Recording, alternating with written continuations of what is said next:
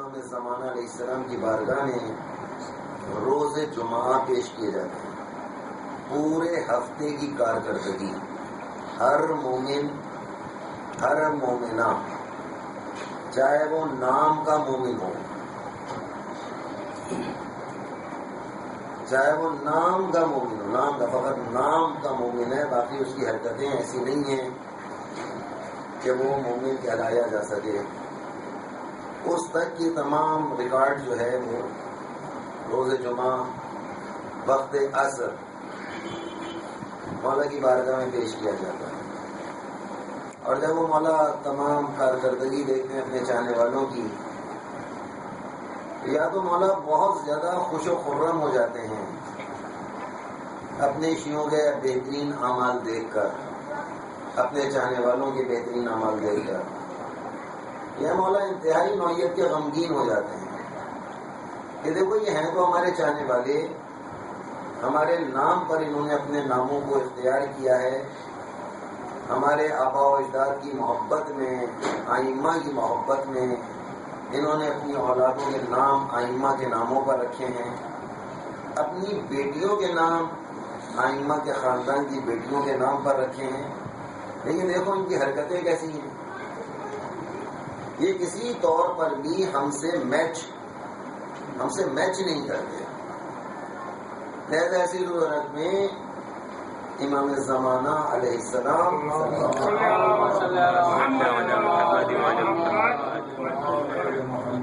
امام علیہ السلام بہت زیادہ غمگین ہو جاتے ہیں، اور بعض روایات میں کہ مولا خون کے آنسو بہاتے ہیں، مولا روتے ہیں، دیکھو یہ کیا ہو گیا ان لوگوں کو. پھر وہی والی بات کہ جسے شہید سید جعفر صاحب قبلہ نے شعر کی صورت میں امر بالمعروف کو بیان فرمایا، شعر کی صورت، اشعار کی صورت میں. کبھی آپ نے غور نہیں کیا ہوگا اشعار کے اوپر، شاعری پر اگر آپ کبھی غور کریں تو آپ کو اندازہ ہوگا کہ بعض اشعار ایسے ہیں کہ جس میں انسان کو، مومن کو، مومنہ کو کوئی پیغام دیا جا رہا ہوتا ہے. مثلا بہت مشہور کلام ان کا ہوا کہ الاجل تو کہتے ہو آ گئے تو کیا ہوگا. الاجل کہ الاجل تو کہتے ہو آ گئے تو کیا ہوگا. الاجل کے کیا معنی ہے؟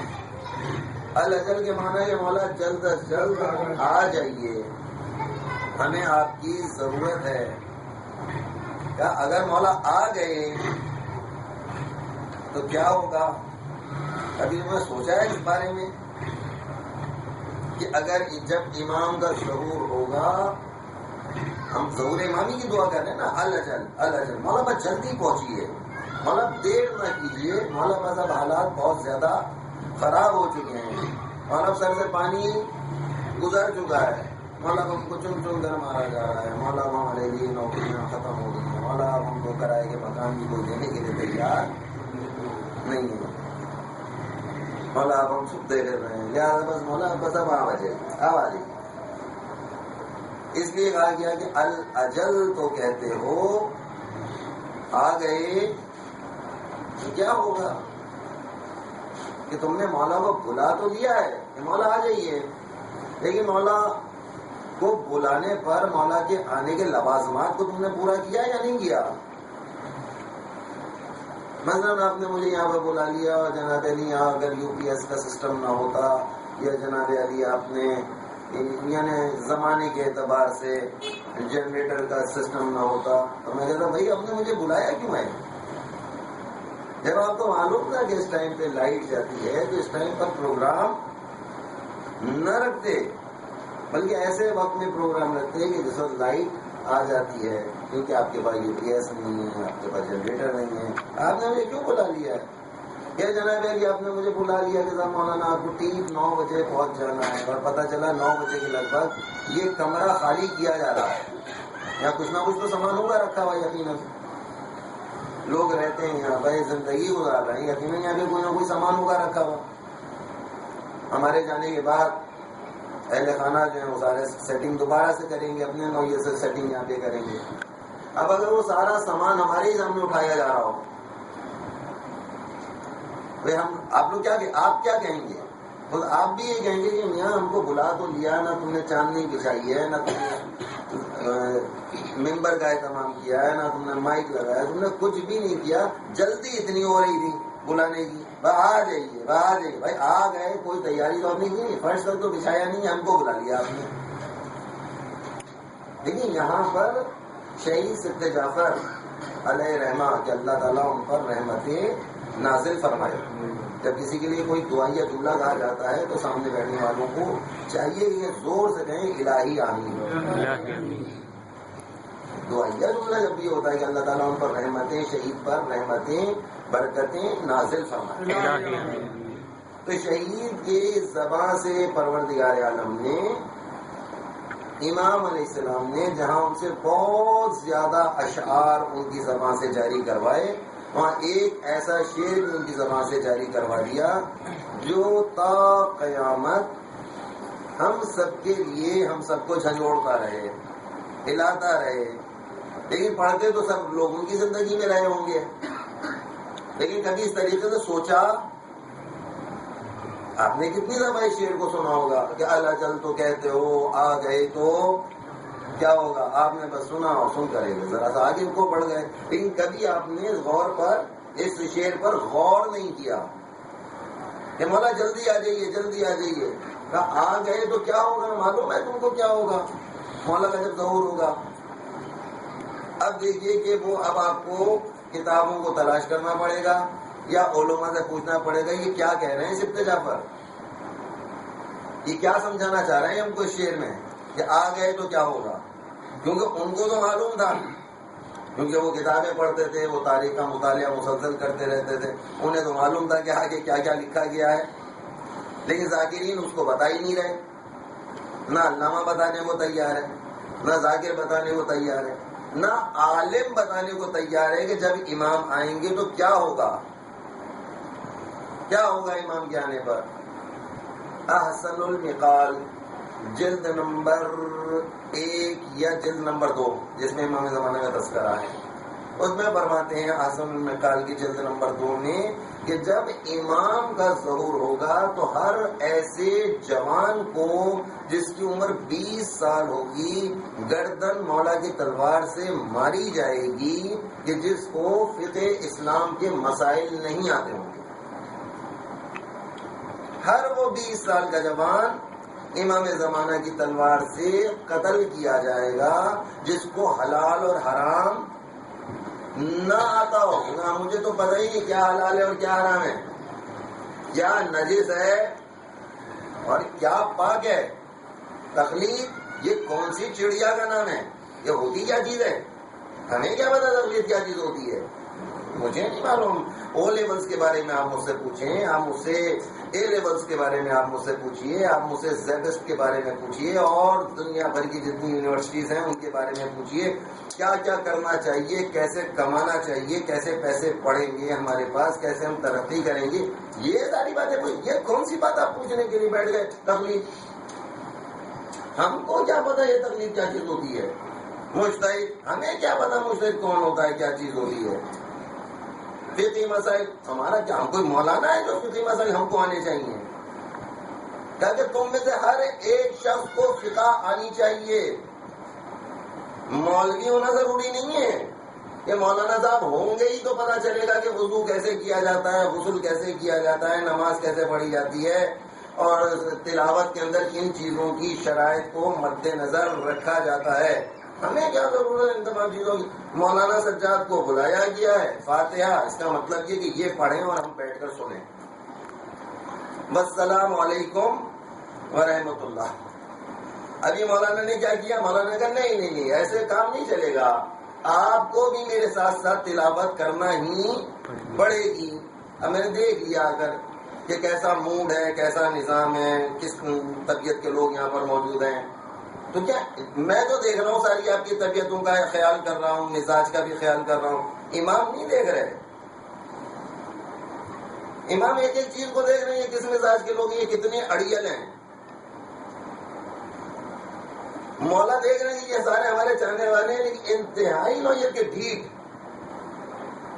ان کو کچھ بھی بتا دو ان کے اوپر سے چکنے گڑھے کی طرح سے سارا پانی پھسل جاتا ہے، سلپ ہو جاتا ہے.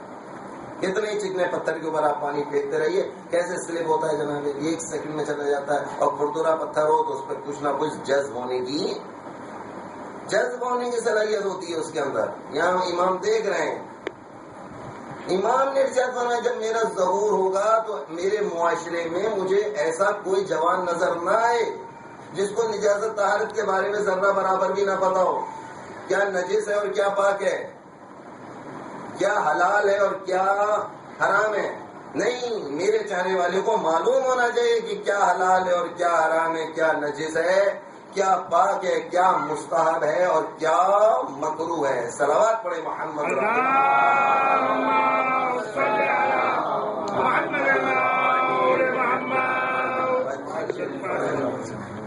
عزیزانی گرامی مرتبہ. یہ سارے وہ معاملات ہیں کہ جن سے مجھے آپ کو ہر صورت گزرنا ہے. ہم کو اچھا لگے، ہم کو برا لگے، مرنے پر دفن تو ہونا ہی پڑے گا. قبرستان جانا کتنا ہی برا لگے، کتنی زیادہ وحشت ہوتی ہو قبرستان جانے سے، لیکن کوئی مر بھی جائے تو اس کا جنازہ پہنچانے کے لیے بھی قبرستان جانا پڑے گا. کاندھا دینا پڑے گا جنازے کو. کاندھا نہ سے قبر پہ قریب جا کے کھڑے ہو کر کرائیت کے ساتھ مٹی دینا پڑے گی، یا دینا پڑے گی یا مٹی لینا پڑے گی. 2 ہی راستے ہیں بس، سلام. اس کے علاوہ کوئی راستہ نہیں ہے ہمارے پاس. یا قبر پہ کھڑے ہو کر مٹی دے دو، یا قبر میں لیٹ کر مٹی لے لو. تم کو اچھا لگے، تم کو برا لگے، لیکن تم کو گزرنا ہے. مرنے کے بعد آپ سب نے اس منظر کو ضرور دیکھا ہوگا انشاءاللہ. نہیں دیکھا تو ضرور دیکھیں کہ جب کسی مومن یا مومنہ کا انتقال ہو جائے، قبرستان ضرور جائیے اور جانے کے بعد دیکھیے کہ قبر میں ہو کیا رہا ہے. تو آپ قبر کے اندر جب کھڑے ہوں گے دیکھیں گے تو وہاں پہ جناب اعلان ہو رہا ہوگا، تب اب مرحوم کی وہ تلقین پڑھائی جائے گی. تلقین پتہ ہے، ایک عربی میں ایک دعا پڑھائی جا رہی ہوتی ہے جس میں نیچے مردے کو لٹانے کے بعد دھڑا دھڑ اس کے کاندھوں کو ہلایا جا رہا ہوتا ہے. دیکھا یہ والا منظر؟ کس نے دیکھا ہے؟ گردن ہلائیے یا ہاتھ اٹھائیے، میں تو پوچھتا ہوں. دیکھا یہ منظر؟ نہیں، آپ نے نہیں دیکھا، ضرور دیکھیے. اور کس نے نہیں دیکھا؟ آپ نے بھی نہیں دیکھا، آپ نے بھی نہیں دیکھا. 3 آدمی ہو گئے. اور کس نے نہیں دیکھا؟ قبر میں لٹانے کے بعد مردے کو اس طریقے سے ہلایا جا رہا ہوتا ہے. جی جناب، دیکھا ہے؟ دیکھا چھوٹے چشمہ؟ دیکھا؟ نہیں دیکھا؟ ضرور دیکھیے. دیکھا ہے؟ اور کبھی کبھی بچوں کو آگے لے جانا چاہیے. بچوں کی میموری بہت زیادہ فاسٹ ہوتی ہے اور بچوں کو ساری چیزیں تا قیامت پھر ان کو یاد رہتی ہے. منظر ضرور دیکھیے. کیا منظر ہے؟ منظر یہ ہے کہ قبر میں لٹانے کے بعد جب مومن کو یا مومنہ کو، عورت بھی ہو تب بھی، اس کو لٹانے کے بعد اس کو اس طریقے سے پکڑا جاتا ہے، دونوں بازوؤں سے اس کے کاندھوں کو، اور پکڑ کر ایسے ایسے ہلایا جا رہا ہوتا ہے. بعض لوگ جو ہیں وہ جو بیچارے ڈر رہے ہوتے ہیں یا جن کو فقہ کے بارے میں زیادہ معلومات نہیں ہوتی ہیں، وہ اوپر والے سے پوچھ رہا کیا کروں، اگر قینچی دے، اوپر سے کہہ رہے ہوتے ہیں سر قینچی دے. کون سا لفظ قینچی؟ لفظ قینچی کہاں سے ایجاد ہو گیا ہے؟ کوئی ایسے قینچی وینچی کی کوئی بات نہیں ہے. بات صرف یہ کہ جو آپ اس طریقے سے ہاتھ کر رہے ہیں، اس طریقے سے ہاتھ کرنے کا مطلب یہ ہوتا ہے کہ میت کے سیدھے کاندھے پر آپ کا سیدھا ہاتھ چلا جائے، میت کے الٹے کاندھے پر آپ کا الٹا ہاتھ چلا جائے. جب آپ ایسا کریں گے تو یہ خود بخود یہ والی پوزیشن آ جائے گی. چاہے وہ پوزیشن ہے جو، چاہے وہ پوزیشن ایسے ہو، تب بھی پوزیشن ایسے ہی رہے گی. لہٰذا جیسے ہی آپ جناب اس کو قبر میں لٹانے کے بعد پھر ان کو ہلایا جا رہا ہوتا ہے. شریعت کا قانون ہے، تحفۃ الامام میں لکھا ہوا ہے، واضح طور پہ لکھا ہوا ہے کہ مرنے والے کے کاندھے کو پکڑنے کے بعد اس طریقے سے ہلایا جائے جیسے کسی سوتے ہوئے انسان کو جگایا جا رہا ہو. ایسے کر کے ہلا دو. مرے ہوئے انسان کو ہلا دیجیے. ایسے تکلفاً ہاتھ رکھ کر بیٹھ جائیں کافی ہے کہ نہیں؟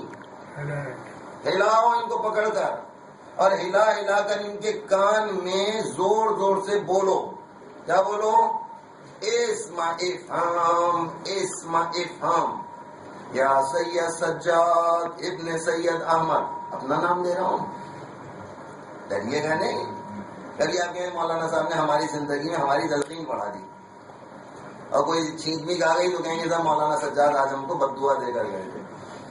نہیں، آپ لوگ تو بڑے ڈھیلے ڈھالے سے لوگ ہیں، میں بڑا ڈھیٹ ہوں اس سارے معاملے میں.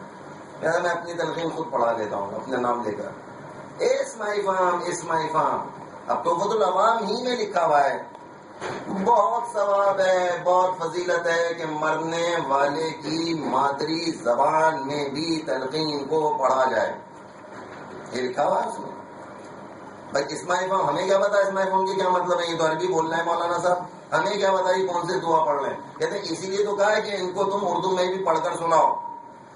اسماء افہام کے کیا مطلب؟ سنو اور سمجھو، سنیں اور سمجھیں، سنیں اور سمجھیں. یا مولانا سجاد ابن سید احمد، اے مولانا سجاد ممبر پر بیٹھ کر بہت شور مچایا کرتے تھے، بہت سنایا کرتے تھے، آج آپ کے خود سننے کی باری ہے.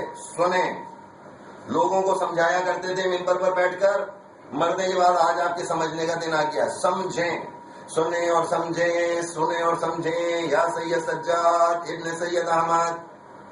اوپر سے ایک جوان نیچے وہ جھانک رہا تھا، قبر میں ایسے کر کے جھانک رہا تھی کہ مولانا صاحب کو پاگل ہو گئے. مرے ہوئے انسان کو کہہ رہے سنو اور سمجھو. یہ سنے گا؟ یہ سننے کی صلاحیت رکھتا ہے یا نہیں رکھتا ہے؟ آپ کہہ رہے ہیں رکھتا ہے. ایک گواہی ہے رکھنے کی، باقی تم نے تو دیکھا ہی نہیں. جب دیکھا نہیں تو تم یہ کہو گے بھائی سننے کی صلاحیت ہی نہیں رکھتے، کیونکہ مر گئے، انتقال ہو گیا. ان کو کتنی آوازیں دیتے رہو یہ کچھ بھی نہیں کریں گے. نہیں دیکھا میت جب اٹھ رہی ہو جب با با بیٹیاں پیچھے پیچھے سے آواز لگا رہے ہو، کوئی آتی ہے میت؟ حرکت ہوتی ہے؟ کچھ بھی نہیں ہوتا. وہ کہتے بھائی میرے بھائی کو نہ لے کے جاؤ، نہ لے کر جاؤ، پھر بھی میت چلی چلی چلی جا رہی ہے. میت نہیں سن رہی ہے ان کی. لیکن یہاں پر شریعت کیا کہہ رہی ہے؟ شریعت جب بھی لفظ شریعت آئے فوراً آپ کے ذہن میں چار معصومین علیہ السلام آ جانے چاہیے.